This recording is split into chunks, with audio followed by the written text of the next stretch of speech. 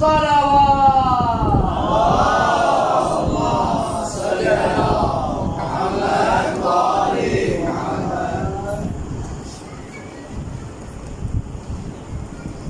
حول ولا قوة إلا بالله العلي العظيم. حسبنا الله ونعم الوكيل، نعم المولى ونعم النصير. بسم الله الرحمن الرحيم. الحمد لله رب العالمين.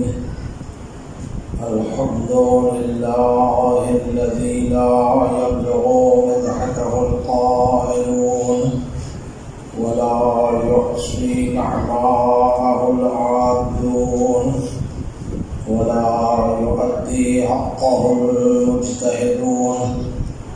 فطر الخلائق بقدرته ونشر الرياح برحمته، ثم الصلاة والسلام على أشرف الأنبياء والمرسلين سيدنا ونبينا وحبيب قلوبنا وطبيب نفوسنا أبي القاسم محمد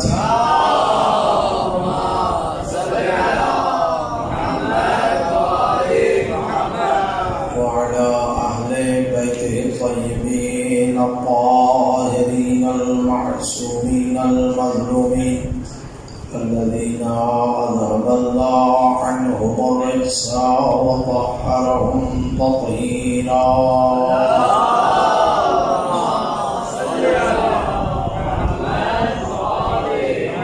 سيما بقية الله روحي وأرواح العالمين ترى بمقدمه الفداء. رب اشرح لي صدري ويسر لي أمري واحلل عقدة من لساني يفقهوا قولي. ولعنة الله على أعدائهم أجمعين من يوم هذا إلى يوم الدين. أما بعد، قال تبارك وتعالى في كتابه المجيد والفرقان الحميد وقوله الحق. بسم الله الرحمن الرحيم. ألف لام ميم. أحسب الناس أن يتركوا أن يقولوا آمنا وهم لا يفتنون. صلاة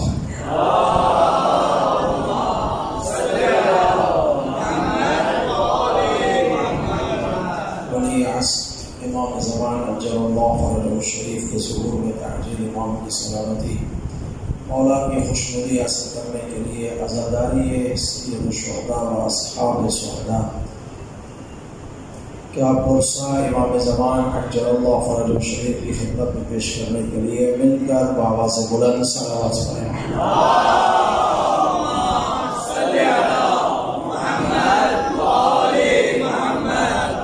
عزیزان محترم،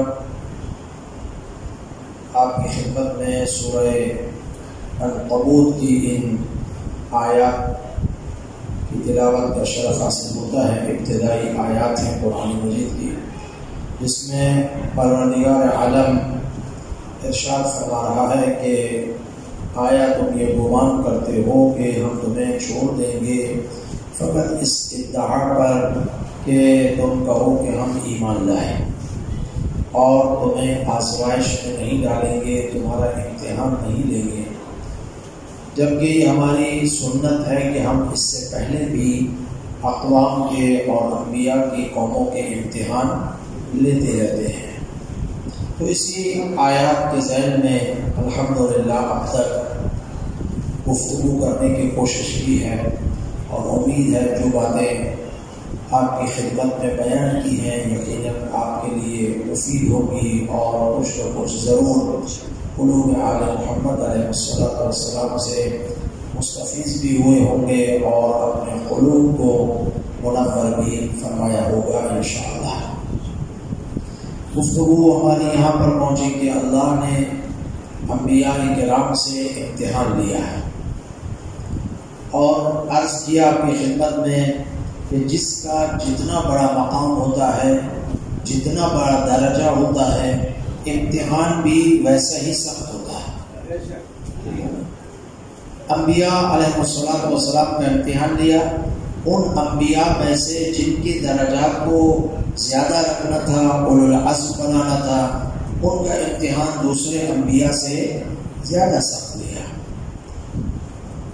اور ائمہ علیہ السلام جو کہ انبیاء سے بھی افضل ہیں اور ان کا مقام ان سے کئی گنا زیادہ بلند ہے، تو ان سے جو امتحان لیا وہ اس سے بھی زیادہ سخت لیا ہے۔ واقعہ کربلا امتحان ہے امام حسین علیہ السلام کا، اور امام حسین علیہ السلام نے جس بھی جنازے کو عاشور کے دن اٹھایا ہے، زبان پر یہی جملے جاری تھے، انا للہ وانا الیہ راجعون رضا بقضائہ وتسلیما لامرہ۔ یعنی کہہ رہے پروردگار اللہ کی جانب سے آئے ہیں، اللہ کی جانب جائیں گے، راضی ہو خدا کی قضا پر اور تسلیم ہو اس کے امر پر۔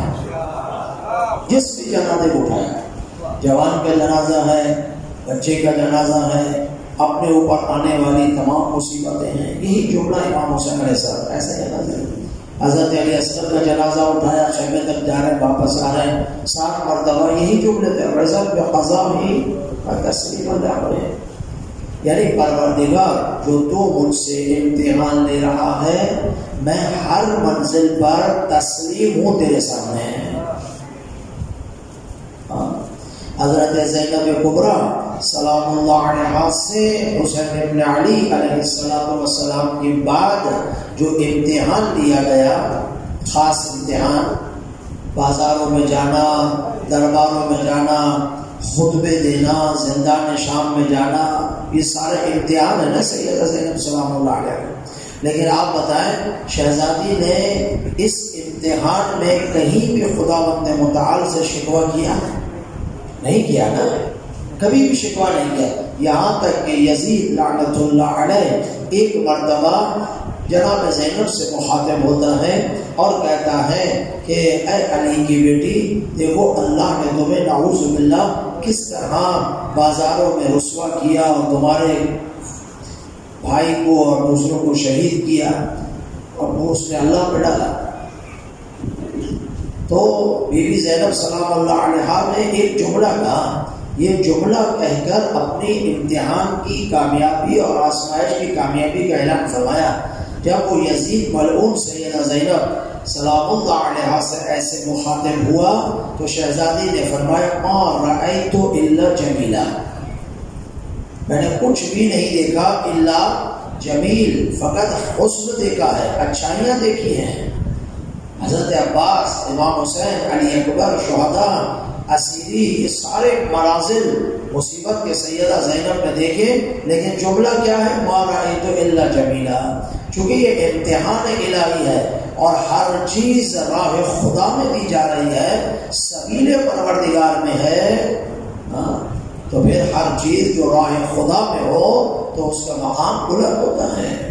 ان امتحانات میں، ان آزمائش میں جو کربلا میں اور کربلا کے بعد خاندان عصمت و طہارت سے لیے گئے، نہ اس سے پہلے کسی سے لیے گئے ہیں، نہ قیامت تک کسی سے لیے جائیں گے، کیونکہ خدا نے جو مقام حسین کو دینا تھا وہ بہت زیادہ بڑا مقام تھا، اس لیے امتحان بھی سخت لیا۔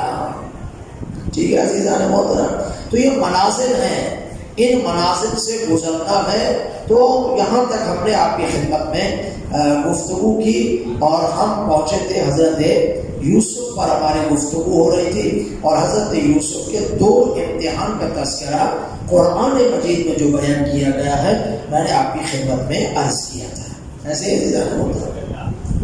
ایک کنویں میں ڈالنے کا واقعہ اور دوسرا زلیخا کے ساتھ جو مسائل پیدا ہوئے، اور اس کے بعد خداوند متعال نے کس طرح اپنے نبی کی حجت کی، کیا کی، مدد فرمائی۔ 2 امتحانات میں تو حضرت یوسف سرخر ہو گئے، توجہ چاہوں میرے دوستوں میں، 2 امتحانات میں حضرت یوسف سرخر ہو گئے، لیکن ایک تیسرا امتحان جب آیا تو حضرت یوسف ترک اولا کر گئے، ترک اولا ہو گئی. لیکن یہ ہے کہ متوجہ جلدی ہوئے، لیکن متوجہ تو ہو گئے. خداوند متعال غفور و رحیم ہے، ظاہر ترک اولا کو اس نے معاف بھی کر دیا. اس کی سزا حضرت یوسف کو اٹھانی پڑی. وہ کیا ہے؟ توجہ چاہوں گا، قرآن مجید کی آیت پڑھتا ہوں. ساری آیت جو میں پڑھ رہا ہوں اس وقت سورہ یوسف کی آیت ہے. دیکھیں، آپ کو پہلے عرض کیا تھا کہ حضرت یوسف، توجہ چاہوں گا سیزو، حضرت یوسف کو پروردگار عالم نے ایک علم دیا تھا. وہ علم کیا تھا؟ خواب کی تعبیر. ٹھیک ہے نا؟ ہمارے معصوم امام کی ایک حدیث ہے جو میں آپ کی خدمت میں پڑھتا ہوں. فرماتے ہیں اللہ تبارک و تعالیٰ کے 73 اسماء اور اسم اعظم ہیں. 73 یعنی 73 بچوں کے لیے 73 اسماء اعظم ہیں ذات پروردگار کے. ان 73 اسماء الہی میں سے جو اسم اعظم ہیں اللہ نے تقسیم کیا ہے. کسی نبی کو 2 دیے، کسی کو 10 دیے، کسی کو 15 دیے. ٹھیک ہے نا؟ جو اولو العزم نبی تھے ان میں سے کسی کو زیادہ دیے دوسروں سے. لیکن معصوم فرماتے ہیں اللہ نے ان 73 میں سے 73 میں سے 72 اسم اعظم اہل بیت کو عطا فرمائے. ہم کیوں کہتے ہیں کہ ہمارے 14 معصومین علیہ السلام دوسرے انبیاء سے افضل ہیں؟ اس کی وجہ یہ ہے ان انبیاء کے پاس علم تھا، اللہ نے دیا. اللہ نے ان کو اسم اعظم بھی دیے تھے، معجزات بھی دیے تھے، لیکن محدود تھا، کسی کو کتنا کسی کو کتنا. لیکن معصوم فرماتے ہیں، اصول کافی کی روایت ہے، فرماتے ہیں ہمیں 72 اسم اعظم خدا نے ہمیں دیے. ایک اسم اعظم کہ قیامت کب ہونی ہے اس کا علم خدا نے اپنے پاس رکھا ہے. دعا مستجاب ہوتی ہے اور یہ مقام ہے، ساری چیزیں. تو آیا اس نے کہا بلا میں باؤر، میں تجھے اتنا دنیا کا دے دوں گا تو ایک مرتبہ موسیٰ کے لیے بد دعا کر تاکہ موسیٰ کو نقصان پہنچے. موسیٰ میرا مخالف ہے. اب یہ بلعام باعور یہ نہیں سمجھ پا رہا تھا کہ اگر میں مستجاب الدعویٰ ہوا ہوں، اگر یہ اسم اعظم میرے پاس موجود ہے، یہ اسی حجت کے اوپر ایمان لانے کی وجہ سے ہے. اگر میں حجت پر ایمان نہ لاتا تو اسم اعظم ملنا ہی نہیں تھا. لیکن جیسے ہی اس نے حضرت موسیٰ کے لیے بد دعا کی، کچھ ہوا تو نہیں، لیکن اللہ نے اس کے ہاتھ سے اسم اعظم کا نور واپس لے لیا. نور واپس لے لیا. جو نور جس کی وجہ سے ملا تھا اسی کا مخالف ہو گیا. توجہ جامع سے جاننا ہوتا ہے. نور واپس لے لیا. اب خدا متعال قرآن مجید میں، یہ حدیث نہیں ہے، خدا قرآن میں کہتا ہے وَمَثَلُهُ مَثَلُ الْكَلْبِ، بلعام باعورہ کی مثال کلب کی مثال ہے. کلب کسے کہتے ہیں؟ کتے کو. بلعام باعورہ کی مثال کتے کی مثال ہے. توجہ ہے، میں جملہ کو اجازت ہے، قرآن کہہ رہا، میں نہیں کہہ رہا. کیوں کتے کی مثال دیا بلعام باعور کو؟ اس لیے کہ اس نے زمانے کی حجت، زمانے کے ولی، زمانے کے نبی کی مخالفت کی. میں جملہ کہنا چاہتا ہوں، زمانے کے نبی کی بات کی نہیں مانی اور اس کے خلاف ہوا، ان کے خلاف ہوا، دشمن کے ساتھ ملا. تو خدا کہتا ہے جو میرے نبی کو چھوڑ کر دشمن کے ساتھ ملے، مثلہ مثل الکلب، تو قرآن میں ایک مثال تو بنا دی نا. اب بتا دیا جو جس زمانے میں میرے نبی کو چھوڑ کر اس کے دشمن کے ساتھ ملے، مثلہ مثل الکلب ہو جائے گا.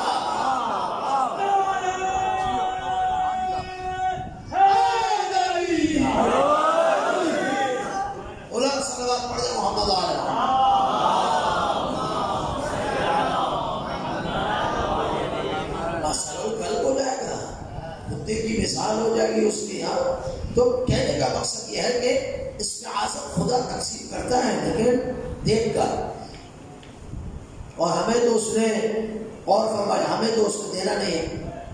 پتہ کیوں؟ اس لیے کہ ہم نے تو فقط لوگوں کو مارنے کے لیے استعمال کرنا ہے. جس سے تھوڑا اختلاف ہوا اس کے استعاذت کا استعمال کیا مر جائے، وہ بیچارہ گر جائے گا. ہاں تو روزانہ لوگ مرتے لگے. اس لیے خدا نے ہمیں تو دیا بھی نہیں ہے، دے گا بھی، جو نہ ہمارے اندر صلاحیت نہ کچھ ہے. اصل میں امام خمینی رحمۃ اللہ علیہ کے پاس ایک استاد تھے، ان کے عارف بزرگ، ان کے پاس جب گئے انہوں نے کہا کہ آقا مجھے غور فرمایا. انہوں نے فرمایا آقا مجھے کوئی ایسا عمل بتائیے کہ جو میں بالآخر دنیا میں کروں اور اس سے کامیابی حاصل کر سکوں. اپنی ذات کے لیے نہیں، ہاں وہ اپنی ذات کے لیے گھومتے بھی نہیں تھے. اس مطلب مرضی نے اس عارف نے کیا ہے غور ہے جملے کو. انہوں نے فرمایا کہ اے خمینی، اگر میں تمہیں وہ عمل دوں تو اتنا مجھے بتاؤ، یہ وعدہ کرتے ہو کہ اس عمل کا استعمال غلط نہیں کرو گے؟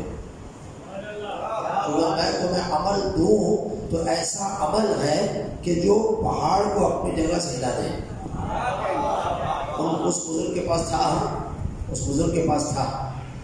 تو امام خمینی کتنے بڑے بزرگ عارف سب چیزیں تھیں نا، انہوں نے فوراً کہا کہ نہیں آقا مجھے یہ عمل نہیں چاہیے، ممکن ہے میں اس کو سنبھال نہ سکوں اور کہیں غلط استعمال نہ ہو جائے. نہیں لیا انہوں نے. صاحبان معرفت ان چیزوں سے بھاگتے ہیں. یہاں میں کہتے ہمیں کوئی مل جاتا کچھ نہ کچھ کرتے سمجھا گیا نا. تو خدا دیکھ کر دیتا ہے، صلاحیتیں دیکھتا ہے. تو پروردگار عالم دیتا ضرور ہے، اہل بیت کے صدقے میں ملتا ضرور ہے، لیکن صلاحیت دیکھتا ہے. صلاحیت ان کے پاس وہ عمل تھا جو پہاڑ کو اپنی جگہ سے ہلا دیتا، لیکن انہوں نے اپنی زندگی میں کبھی بھی اس عمل کا استعمال نہیں کیا. یہ وہ چیز ہے. سلام پڑھے محمد علیہ محمد.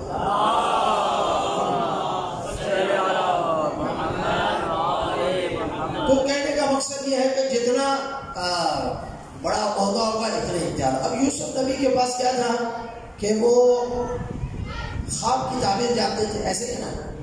اب پہنچے، جب اس کو ڈال دیا بادشاہ نے قید میں. اب بادشاہ دیکھا کتنا ظالم بادشاہ تھا. جب اس کو پتا بھی ہے، دیکھیں یہ ہوتا ہے سر، اسے پتا بھی ہے کہ اس نے خود کہا کہ عورتوں کا قید اور مکر جو ہے نا وہ عظیم ہوتا ہے.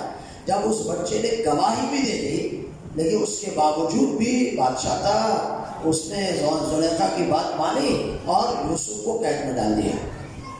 حقیقت تو یہ تھی، نہیں ڈالنا چاہیے تھا نا. خود مان رہا ہے کہ یہ مکر کر رہی ہے، فریب کر رہی ہے، جھوٹی ہے، ثابت بھی ہو گیا. لیکن ظالم اسے کہتے ہیں کہ سب کچھ ثابت ہونے کے بعد بھی مانتا نہیں ہے، اٹکتا رہتا ہے. وہ بھی اس سے زلیخا کا عاشق تھا، محبت کرتا تھا. زلیخا جو کہتی تھی وہ کرنے کے لیے تیار تھا، مجبور ہے. ڈال دیا زندان میں. خواب کی تعبیر پوچھنے کے لیے 2 لوگ پہنچے. 2 لوگ خواب کی تعبیر، توجہ چاہوں میں آگے مقصد پہ، خواب کی تعبیر پوچھنے کے لیے پہنچے. کہا، ایک نے کہا میں نے یہ خواب دیکھا ہے، دوسرے نے کہا میں نے یہ خواب دیکھا ہے. اب حضرت یوسف نے فرمایا، ایک کو فرمایا کہ تم نے خواب دیکھا ہے، اس کا مقصد یہ ہے کہ تمہیں قتل کر دیا جائے گا، تمہیں پھانسی پہ لٹکا دیا جائے گا، تمہاری سزا موت ہے. دوسرے کو کہا کہ جو تم نے خواب دیکھا ہے تمہیں نجات مل جائے گی، تم قید سے آزاد ہو جاؤ گے. ٹھیک ہے نا. قرآن کی آیتیں پڑھ لیجیے گا سورہ یوسف میں. جب دونوں کو کہہ دیا کہ تمہیں یہ حاصل ہو جائے گا اور جب یہ جانے لگے تو اب حضرت یوسف نے اسے جس کو نجات ملنی تھی، جس کو کہا تو نجات پا جائے گا، اس سے مخاطب ہوتے ہیں. توجہ چاہتا تھی ظالم محترم. کہاں تک کہ عہدہ ہوا، 2 جگہ کامیابی ملی، نتیجہ کیا ملا؟ اب سورہ یوسف میں پروردگار فرما رہا ہے کہ یوسف نے کہا، سورہ یوسف کی آیت نمبر 42 نمبر آیت ہے، وَقَالَ لِلَّذِي ظَنَّ أَنَّهُ نَاجٍ مِّنْهُمَا.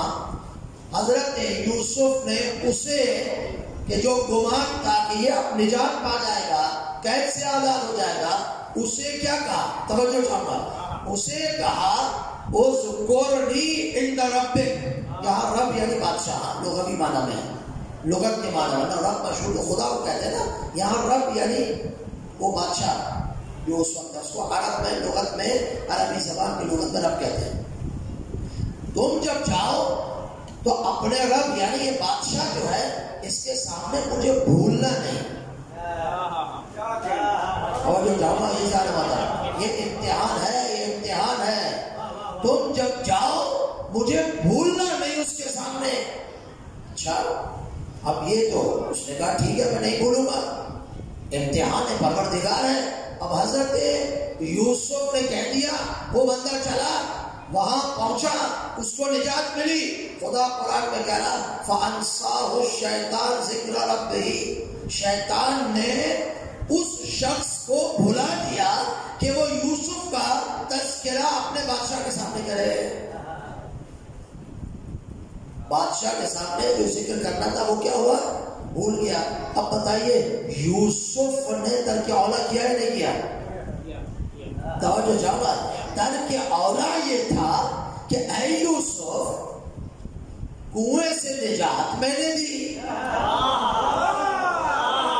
مصر کا بادشاہ میں نے بنایا, زلیخا کی عذاب سے نجات میں نے دی, تہمت لگی تو گواہ میں نے بھیجا, گواہ کی زبان میں حرکت میں نے دی, یہ سارے کام میں نے کیے. تو کیا میں تجھے قید سے نجات نہیں دے سکتا کہ تو نے کہا اسے کہ اپنے بادشاہ کے سامنے میرا تذکرہ کرنا کہ میں بھی قید میں ہوں. تو خدا نے کہا یوسف ایک لحظے کے لیے اپنے رب سے غافل ہوئے ہو. فَلَبِثَ سِنِينَ سَبْعًا فَلَبِثَ سَنِينَ سَنَةً, اب آپ کو چند سال قید خانے میں مزید گزارنے ہوں گے. فَلَبِثَ فِي السِّجْنِ بِضْعَ سِنِينَ, اے یوسف اس سے پہلے آزاد ہو چکے ہوتے لیکن اب چونکہ کر کے اولا کیا ہے, امتحان میں کامیاب نہ ہوئے, تو اب مزید کچھ سال قید میں گزارنے پڑیں گے. روایت میں آیا ہے 7 سال قید میں رہے. جو 7 سال پہلے آزاد ہونا تھا نا, وہ 7 سال مزید قید میں رہ گئے. کیوں رہے؟ اپنے رب سے ایک لحظے کے لیے بولیے غافل ہوئے. عزیزان محترم, میں اور آپ بھی خدا سے غافل رہتے ہیں, لیکن ہمارا چونکہ وہ مقام ہوتا رہا نہیں ہے, ہمیں وہ مقام نہیں مل رہا, اس لیے خدا ہمارے غفلت سے آپ چھوڑ دیتا ہے ہمیں. لیکن یوسف نبی بنانا ہے, مقام نبوت دینی ہے, اس سے یہ ترک اولا کی گنجائش نہیں ہے. تو دیکھیں یوسف ہر جگہ اللہ سے بچائے کامیاب ہوتے گئے, لیکن یہاں پر آ کر کیا ہوا بولیے, ترک اولا ہو گیا. امتحان میں یہاں پر آ کر مسئلہ بنا گئے. اسی طرح حضرت ایوب کے بارے میں ہے. حضرت ایوب کی کتنے مقامات پہ خداوند نے مطالعہ نے نجات دی, بیماری میں صبر دیا, اور نہ جانے کتنے کتنے امتحان. ایک مرتبہ جب ان کو بیماری ہوئی نا, اور فرمائیے عزیزان محترم, جب بیماری ہوئی تو لوگ باہر باتیں کرنے لگے, تانے دینے لگے کہ یہ کیسا نبی ہے, اس کی بیماری جاتی نہیں, یہ ہے کون سا, کون سی خطائیں کی ہے, فلاں فلاں. اب جب باہر باتیں ہونے لگی تو حضرت ایوب کو پتا چلا, تو حضرت ایوب کو تکلیف ہوئی کہ پروردگار, اور فرمائیے عزیزان محترم, یہ تاریخ انبیاء ہیں کہ پروردگار بیماری دی صبر کیا, فلاں امتحان دیا صبر کیا, فلاں مسئلہ صبر کیا, لیکن پروردگار یہ مجھ سے صبر نہیں ہوتا. تو آواز پروردگار آئی, اے ایوب تو نے صبر کب کیا ہے, تو نے کب صبر کیا؟ جو کہہ رہا میں نے صبر کیا, یہ صبر تو میں نے تجھے طاقت دی ہے. ہاں میں طاقت نہیں دیتا تو صبر کرتا ہے اس بیماری پر. تو جب میں نے تجھے ہر مقام پہ صبر کرنے کی طاقت دی, تو پھر اس مقام پہ آ کر تو مجھ سے مدد کیوں نہیں مانگتا, تو کیوں کہہ رہا مجھ سے برداشت نہیں ہوتا. نہیں, ہر منزل اور ہر مرحلہ تمہارے امتحان کا, آزمائش کا تمہیں صبر کرنی پڑے گی. تو عزیزان محترم, یہ ابراہیم اسماعیل سب کے امتحانات آپ کے قصبے, حضرت یوسف کا امتحان آئیسر میں آئیے یونس کے امتحان سنیں، پھر قوم موسیٰ کا بتاؤ، سب ختم ہو جائے گا ٹائم. کل اس اشرے کی جو ہے نا وہ مجلس اس عنوان سے آخری ہوگی، پھر اپنے 11 محرم اور 12 محرم میں دیکھیں گے انشاءاللہ. اگر اسی عنوان پہ رہے تو آگے بڑھیں گے، نہیں اور مجالس عنوان سے پڑھوں گا. بولے صلوات پڑھ دیں محمد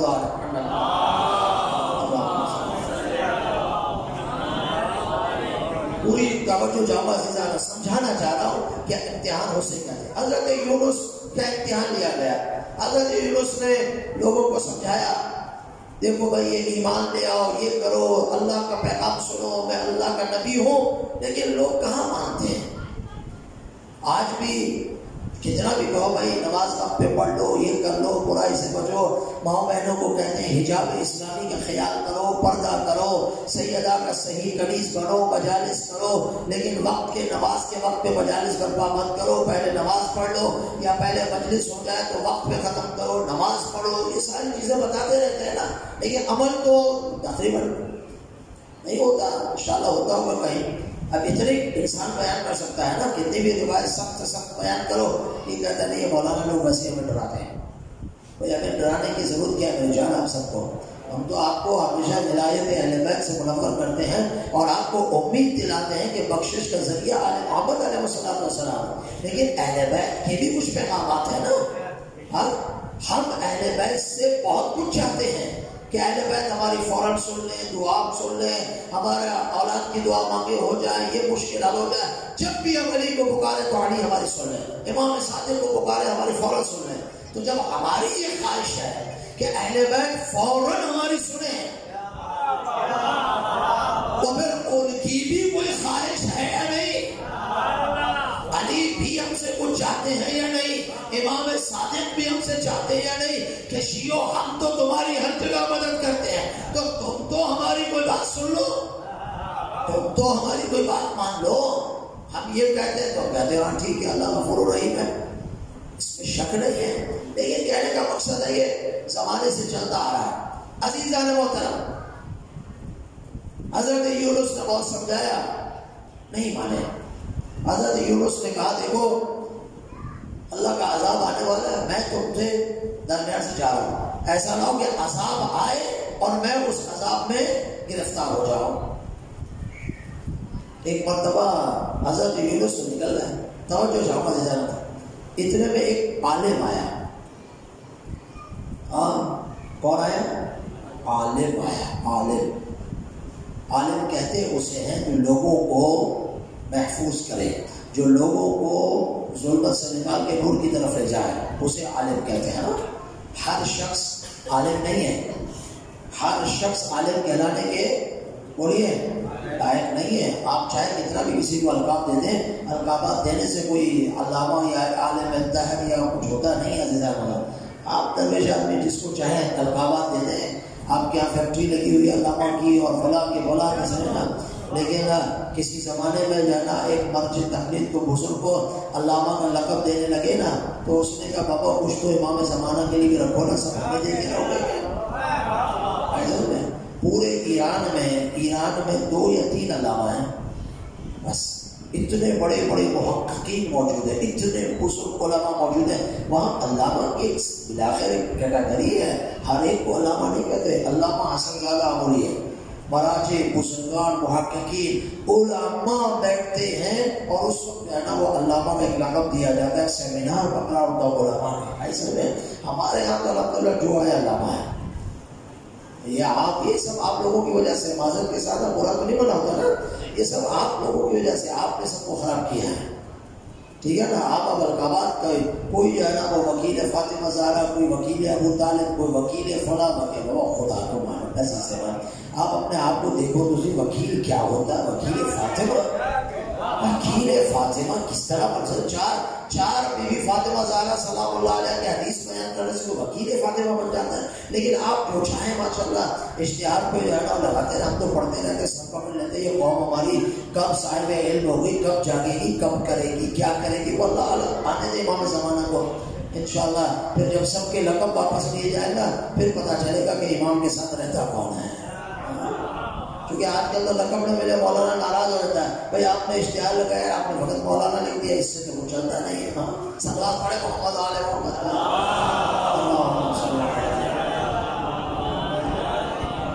برا تو نہیں بنا رہے نا.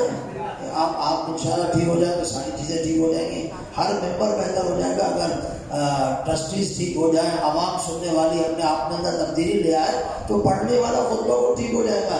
پڑھنے والے کو جب پتہ چلے گا سننے والا وہ سننا چاہتا جو تعلیمات محمد آل محمد ہے، وہ نہیں سننا چاہتا جو اپنی جو ہے نا وہ ادھر ادھر کی کرنا ہے. جب مجھے پتا ہوگا کہ آپ سننے تعلیم آل محمد چاہتے ہیں تو میری یہاں ضرورت ہی نہیں ہوگی. لیکن مجھے پتا ہے کہ عوام یہ سننا چاہتے ہیں تو میں سنا کے چلا جاؤں گا. آپ اپنے آپ کو بہتر کر لیں، ممبر انشاءاللہ بہت بہتر ہو جائیں گے، بہت بہتر ہو جائیں گے، یقین مانے بہتر ہو جائیں گے، بہت بہتر ہو جائیں گے. خیر، حضرت یونس چلے گئے، عالم آیا، اس نے کہا توبہ کرو، استغفار کرو ورنہ خدا کا عذاب آ جائے گا. انہوں نے استغفار کی، عالم کی بات مان لی، یونس چلے گئے، چھوڑ گئے. اب وہ عذاب تو ٹل گیا، عذاب نہیں آیا، قوم یونس تو بچ گئی. لیکن یونس اپنے امتحان میں ترک اولا کر گئے. یونس پہنچ گئے دریا کے کنارے، ایک مچھلی آئی، اس مچھلی نے یونس کو اپنے اندر لے لیا. اللہ، یہ خدا کا معجزہ ہے. نہیں، خدا کی قدرت ہے نا، معجزہ تب بھی قدرت خدا ہے. یونس مچھلی میں چلے گئے، اب مچھلی میں ہے. توجہ جامع عزیزان محترم، قرآن کہہ رہا ہے اگر یونس توبہ نہ کرتے، اگر یونس استغفار نہ کرتے، اگر یونس یہ نہ کہتے لا الہ الا انت سبحانک انی کنت من الظالمین، یہ ذکر یونسیہ ہے. ذکر یونسیہ کہتے اس لیے کہ حضرت یونس کا ذکر ہے اور بہت ہی اعلیٰ ذکر. اگر کوئی شرائط کے ساتھ کرے تو بہت ہی مجرب عمل ہے، لیکن اس وقت اس کا وقت نہیں ہے. خدا کہہ رہا ہے، یہ امتحان تھا نا حضرت یونس کا، ترک اولا کر گئے، رکنا تھا نہیں رکے، مچھلی کے پیٹ میں گئے. اب خدا کہہ رہا اگر یونس توبہ نہ کرتے، یہ ذکر نہ پڑھتے، استغفار نہ کرتے، تو ہم یونس کو مچھلی کے پیٹ میں الی یوم یبعثون زندہ رکھتے ہیں.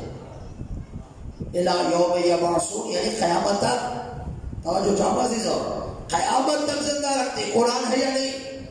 قرآن کی آیت ہے نا، قیامت تک زندہ رکھتے. اب یونس زندہ رہتے تو جس میں یونس کو زندہ رہنا ہوتا وہ زندہ رہتی ہے نہیں؟ مچھلی بھی زندہ رہتی، یونس بھی ایسے ہی ہے نا. تو مسلمانوں الی یوم یبعثون ہے. اگر یہ زندہ، اگر یونس توبہ نہ کرتے تو قرآن تو کہہ رہا ہے نا، خدا کہہ رہا میری قدرت ہے، میں قیامت تک مچھلی کو بھی زندہ رکھتا.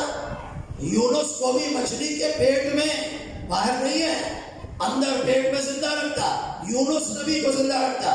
مسلمانوں ابھی بھی آیت سمجھ میں نہیں آئی. یہ ساری آیتیں خدا نے پہلے رکھی ہیں تاکہ آخری آنے والا سمجھ میں آئے. جو خدا مچھلی کو زندہ رکھ سکتا ہے قیامت تک، جو خدا مچھلی کے پیٹ میں یونس کو قیامت تک زندہ رکھ سکتا ہے، وہ مہدی آخر الزمان کو چند سال زندگی نہیں دے سکتا. صلوات پڑھے محمد آل محمد.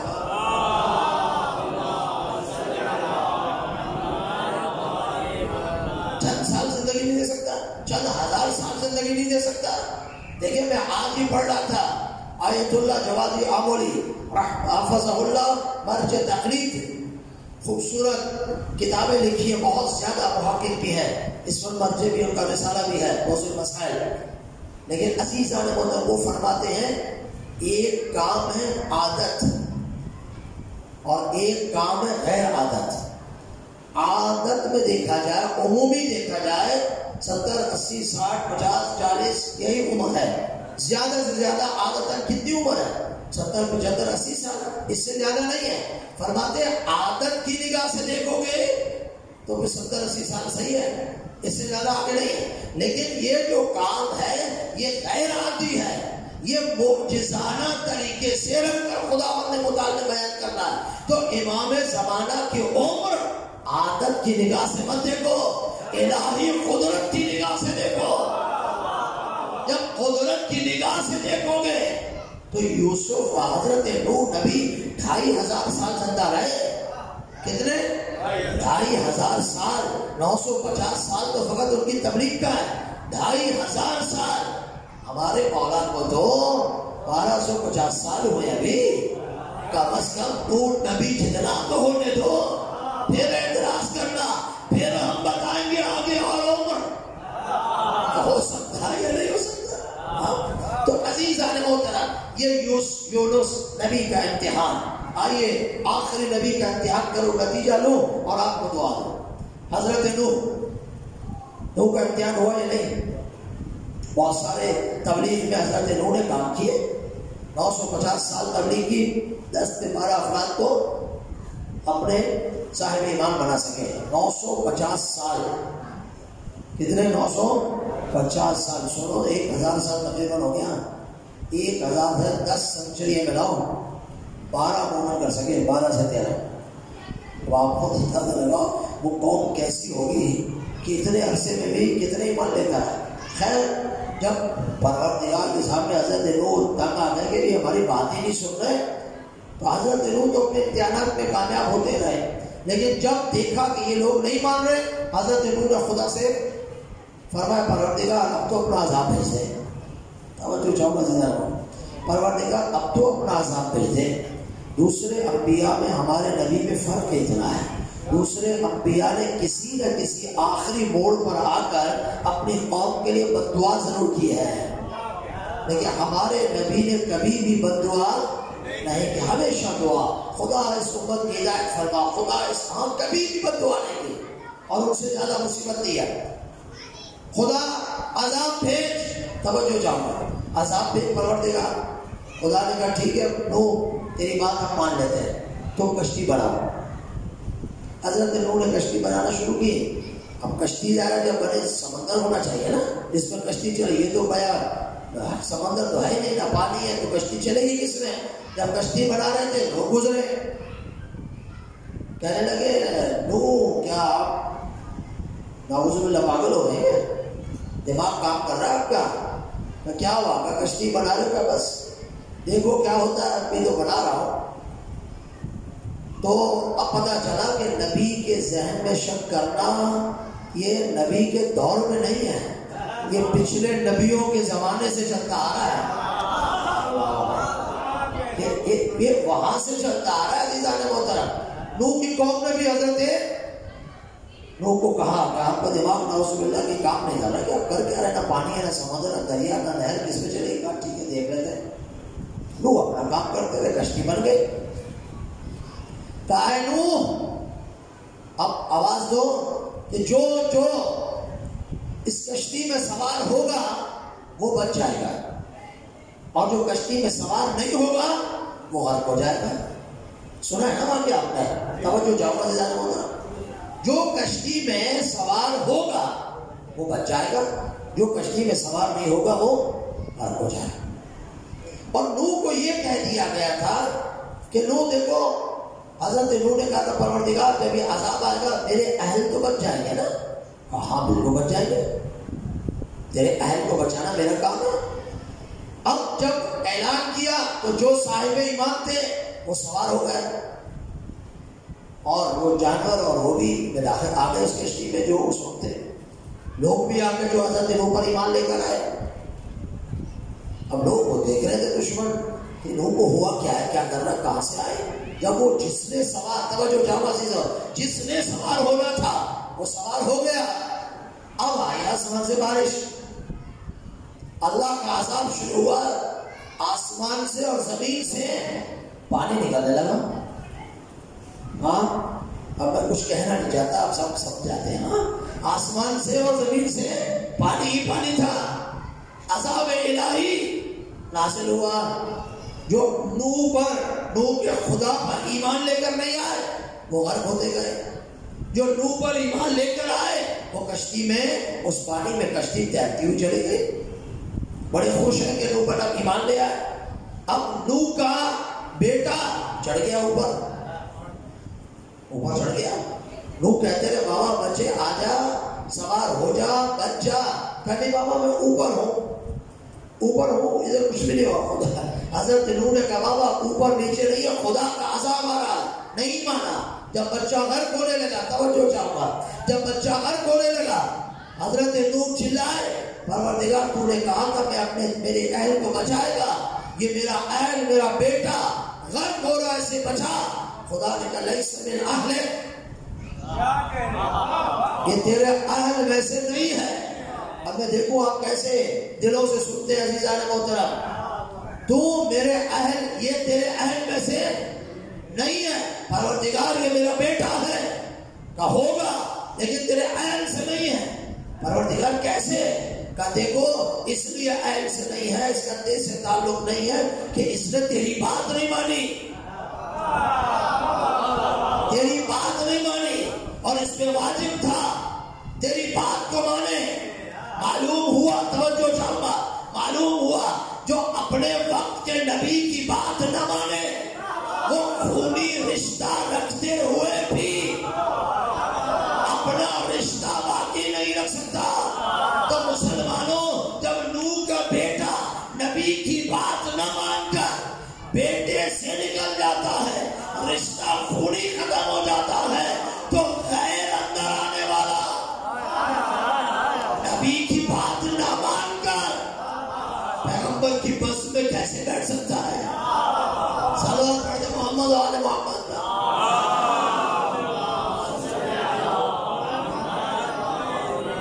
پیغمبر کی بس میں کیسے بیٹھ سکتا ہے جو نبی کی بات نہیں مانا؟ اطیعوا اللہ و اطیعوا الرسول و اولی الامر منکم، اللہ کی اطاعت کرو، رسول کی اطاعت کرو، و اولی الامر کی اطاعت کرو۔ فَإِن تَنَازَعْتُمْ، اگر تمہارے درمیان اختلاف ہو جائے تو رجوع کرو اللہ رسول اور اولی الامر کی طرف۔ مرجع دینی اللہ رسول اور اہل بیت علیہ السلام ہے۔ جو اللہ کی بات نہ مانے اس کا حشر کیا ہے؟ جو رسول کی بات نہ مانے وہ بھی اسی کا حشر ہے، اور جو اہل بیت کی بات نہ مانے اس کا کیا حشر ہوگا؟ وہی حشر ہے جو خدا کی نہ ماننے کی بات ہے۔ تو اہل نابود ہو گیا نہیں، بیٹا نابود ہو گیا نا۔ یہاں سلمان جو دور کا ہے، جس کا کوئی رشتہ نہیں ہے، وہ منا اہل بیت بنتا ہے، چونکہ رشتے اطاعت کی بنیاد پر بنتے ہیں۔ رشتے اطاعت کی بنیاد پہ بنتے ہیں، نہ کہ یہ میرا ہے وہ تیرا ہے۔ یہ دنیاوی نظام ہوتا ہے، انبیاء کے یہاں نہیں ہوتا۔ بلاخر کشتی چلی، جو سوار تھے وہ بچ گئے یا نہیں؟ بچ گئے نا۔ اب آئیے، قال رسول اللہ صلی اللہ علیہ وسلم، میرا وقت ختم ہو گیا، عزیز توجہ چاہا۔ قال رسول اللہ صلی اللہ علیہ وسلم مثل اہل بیتی کا مثل سفینۃ نوح، میرے اہل بیت کی مثال کشتی نوح کی مثال ہے۔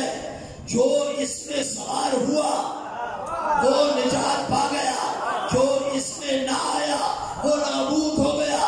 اللہ کا رسول بتانا چاہتا ہے اگر آل محمد کے ساتھ متمسک رہے، اگر اہل بیت کی محبت کو اختیار کیا، اگر عزائے حسینی میں آتے رہے، اگر محبت کے نور سے بھرپور دل منور رہے، تو اس کشتی میں داخل ہو گئے تو زمانے کی ہر گمراہی سے محفوظ رہو گے، نجات پا جاؤ گے، مگر نہ گمراہ ہو جاؤ گے۔ ہم نجات یافتہ، ہم کہتے ہیں نا ہمارا فرقہ نجات یافتہ ہے، وہ روایت سند صحیح ہو یا نہیں ہو اس کو چھوڑیں کہ 73 فرقوں کے 72 یہ بات فرماتے ہیں کہ اس کی روایت کی سند صحیح نہیں ہے، اس کو اپنی جگہ رکھو، لیکن یہ تو حدیث مستند ہے نا کہ جو اس کشتی میں سوار ہوگا وہی نجات پائے گا۔ اللہ اکبر۔ تو ہم فرقہ ناجیہ ہیں اس لیے کہ ہم آل محمد کی کشتی میں سوار ہیں، اور وہ ہلاک ہے اس لیے کہ اس کشتی میں آئے نہیں ہیں۔ صلوات پڑھے محمد و آل محمد۔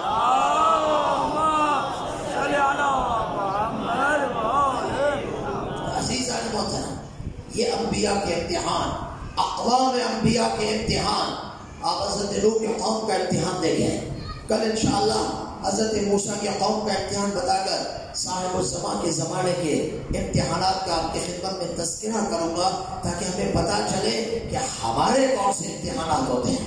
یہ اب تک تو ہم نے پیغمبر اللہ تبارک و تعالی نے جو عبرت کے لیے سبق کے لیے قرآن مجید میں امتحانات کا تذکرہ کیا وہ میں نے آپ کی خدمت میں عرض کیا ہے. کل انشاءاللہ اس زمانے میں ظہور سے پہلے ظہور کے بعد کون سے امتحانات ہونے ہیں وہ آپ کی خدمت میں انشاءاللہ عرض کروں گا، تاکہ ہم جب یہاں سے اٹھیں تو اتنا سمجھ کر اٹھیں کہ ہماری ذمہ داری کیا ہے، ہمارے امتحانات کون سے لیے جائیں گے.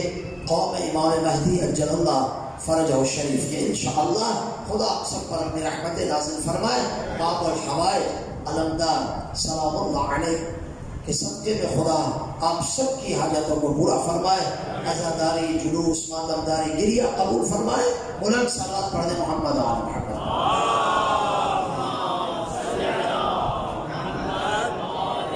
السلام علیکم یا باب الحوائج ابو الفضل العباس. سلام ہو حسین کے بھائی عباس پر، سلام ہو ام البنین کے بیٹے عباس پر، سلام ہو دعائے فاطمہ کی دعا عباس، علی کی تمنا عباس، زینب کا سہارا عباس، سکینہ کی پیاس کی ڈھارس عباس، خیام حسینی کی سہارا عباس، حسین کی کمر کا سہارا عباس. اللہ کی جناب حضرت عباس کا مقام عزاداروں آج پوری دنیا میں خاص اور پاکستان میں ہر جگہ ہر گھر میں جو جتنا کر سکتا ہے، ضرور نہیں ہے کہ بہت بڑا ہو، جس نے جس انداز میں بھی باب الحوائج کی حاضری کا انتظام کیا یقیناً اس نے بہت بڑا عبادت کا کام کیا، بہت بڑی عبادت کی. باب الحوائج علمدار کو یاد کیا. اور جب حاضری گھر میں کیا کرو نا تو بچوں کو بھی ساتھ بٹھایا کرو اور بچوں کو کہا کرو بچوں یہ سکینہ کے چچا کی حاضری ہے، بچوں یہ اس عباس کی حاضری ہے جس کو جناب سکینہ بار بار کہتی تھی چچا العطش العطش.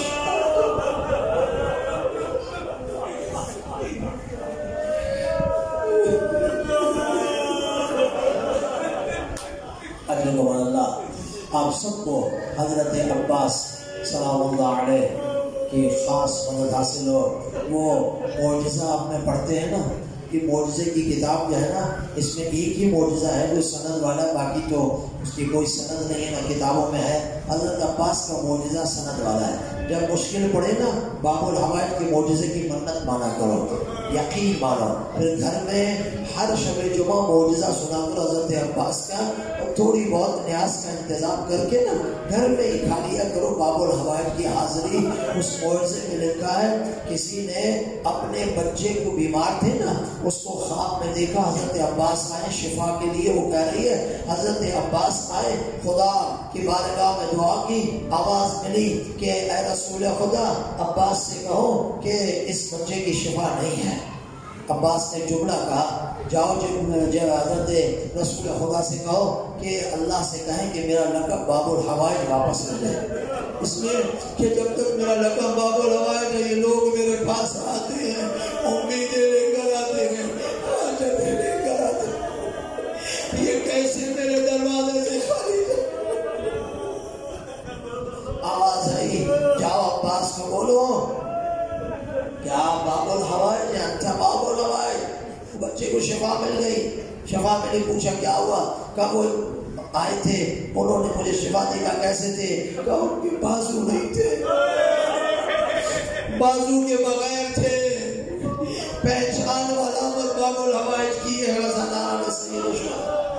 حضرت عباس کو اجازت ملی، سکینہ نے اجازت دلوائی، خیموں سے خدا حافظ کیا. باب الحوائج حسین کے پاس آئے، خدا حافظ کر کے حضرت عباس چلے. مشکیزے کو تھاما ہوا، مقتل میں آئے عباس. سارا دن آپ نے عباس کے مصیبت پہ باب الحوائج کی گریہ کیا ہوگا. دو جملے سن لو بس، وقت نہیں عزیزان محترم. اول باب الحوائج آئے، پانی بھرنے کی اجازت تھی، لڑائی اور جنگ کی اجازت نہیں تھی. مشکیزے کو نہر فرات میں ڈالا، مشکیزوں کو بھرا، علم کو لیا، مشکیزے کو لے کے چلے۔ ایک مرتبہ ایک ملعون نے چھپ کر وار کیا، عباس کا ایک بازو کلک ہوا۔ باب العوائل نے دوسرے بازو میں علم کو سنبھالا، آگے چلے، چونکہ لڑائی کی اجازت نہیں تھی، عدالتوں پانی پہنچانا تھا۔ دوسرا حملہ ہوا، حضرت عباس کے دوسرا بازو کلک ہوا۔ ایک مرتبہ عباس نے مشکیزے کو اپنے دانتوں میں لے لیا کہ پانی خیمے میں پہنچا دو، لیکن عزاداروں کو ملعون کہتا ہے کہ یہ پانی خیمے میں نہیں پہنچنا چاہیے۔ کمان میں تیر رکھے، اب عزاداروں سنو، تیر چلے، کچھ تیر مشکیزہ سکینہ میں لگے، ایک تیر عباس کی آنکھ میں لگا۔ یا صاحب زمان، یا صاحب زمان، ایک تیر عباس کی آنکھ میں لگا۔ اب باب العوائل نے بہتے ہوئے پانی کو دیکھا، مشکیزہ سکینہ کو دیکھا، خیمے کی طرف نگاہ کر کے کہا، سکینہ چچا کو معاف کرنا، پانی سارا بہ گیا۔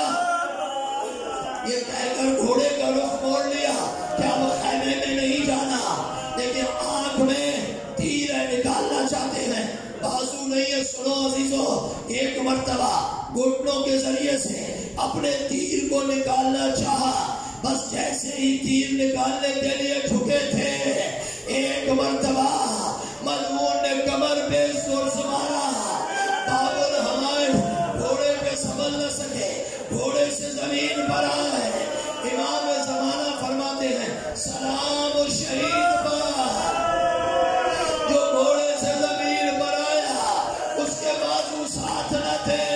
میں کہوں مولا، یہ باب الحمائل ہے، 12 محرم کو بی بی زینب کے ہاتھوں میں رسن ہوں گے، جب اس کی نگاہ سجاد پہ پڑے گی، اپنے ہاتھ کو اونٹ سے گرا دے گی، اس وقت بھی ہاتھوں میں رسن ہوں گے، منہ کے بل بی بی